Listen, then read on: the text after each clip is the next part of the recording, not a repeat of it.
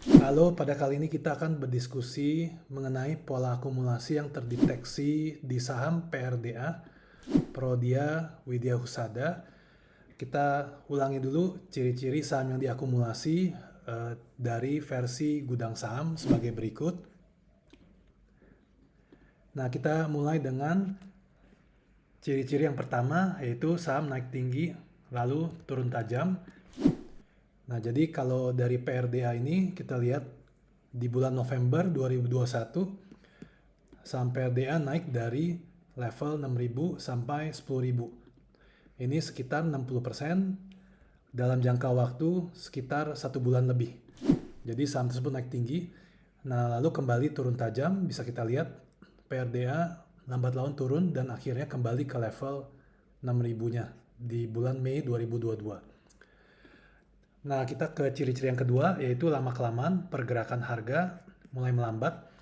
Nah, jadi untuk PRDA sendiri kita bisa lihat di sini sempat turun seperti ini dari 10.000 ke level 8.000 dalam jangka waktu hanya 2 minggu saja. Nah, lalu selanjutnya kembali turun agak melambat. Jadi dari 9.000 ke level 7.000 ini dalam jangka waktu lebih dari sebulan. Dan pada akhirnya kembali turun dari angka 8.000 ke 6.000 ini dalam jangka waktu hampir 2 bulan. Jadi perlambatan penurunannya ini bisa terlihat di saham PRDA. Nah, kita ke ciri-ciri yang ketiga, yaitu volume transaksi mengecil. Nah, kita perlihatkan di sini ketika saham PRDA mencapai level 10.000, volume rata-ratanya di angka 1,9 juta per lembar. Nah, sekarang ini pada saat sudah tidak terlalu banyak bergerak, volume PRDA itu rata-rata di angka 300.000 lembar per hari. Jadi sudah terjadi banyak penurunan, walaupun sempat di hari terakhir ini ketika video ini dibuat, PRDA sahamnya naik volume dengan volume 2,1 juta. Jadi ada perlambatan volume. Nah, perlambatan volume ini menandakan apa?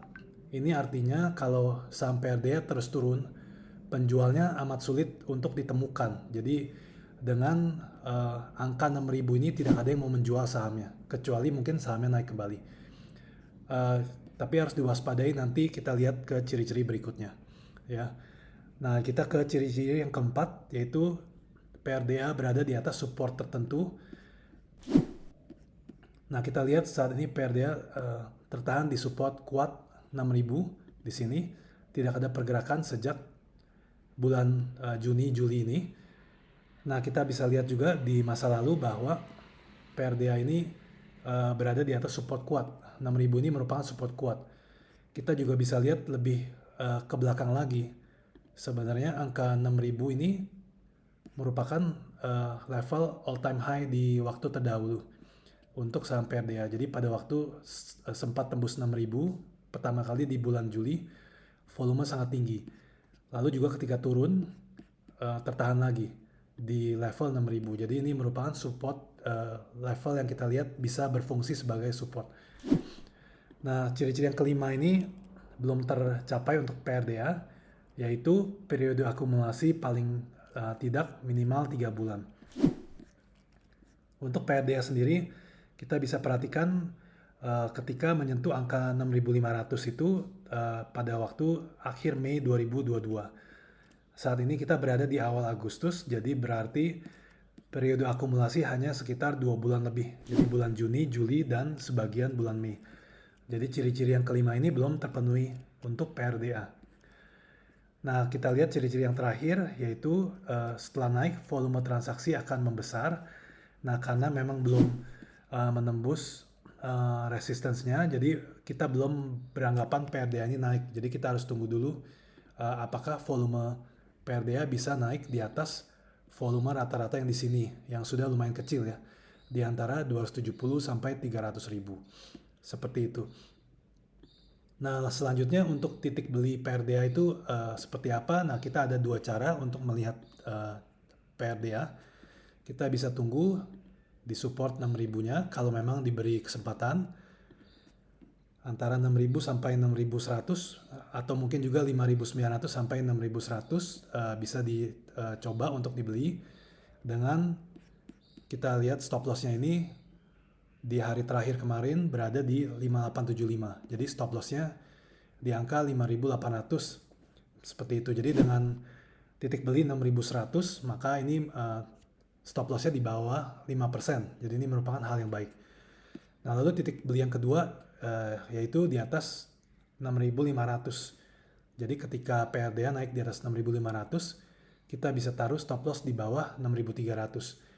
Jadi lagi-lagi dengan stop loss sebesar 300, 250 sampai 300 ini berada di bawah 5%. Nah, potensi kenaikan PRDA sampai mana? Kita bisa lihat untuk jangka pendek atau menengah bisa berada di sini di angka 8.000 karena ini ada sedikit resistance di sini di angka 8.000. Jadi dari level 6.500 ini merupakan kenaikan sekitar 20%. Nah, juga potensi PRDA selanjutnya berada di angka 10.000. Jadi itu adalah level tertingginya yang dicapai pada waktu bulan Desember 2021. Nah, kalau mencapai level 10.000, maka potensi kenaikan PRDA dari angka sekarang yaitu sebesar sekitar 50%. Jadi dengan stop loss yang lumayan kecil, sekitar 5% atau di bawahnya, PRDA berpotensi naik antara 25% sampai dengan 50%. Jadi itu merupakan risk reward yang lumayan baik. Akan tetapi kita harus tunggu apakah ciri-ciri yang kelima dan keenam PRDA ini bisa dicapai atau tidak. Kalau memang bisa, maka besar kemungkinan PRDA bisa mencapai level 10.000-nya. Nah, sekian update singkat mengenai pola akumulasi di saham PRDA, Prodya Widya Husada. Semoga bermanfaat. Terima kasih. Sampai ketemu di video berikutnya.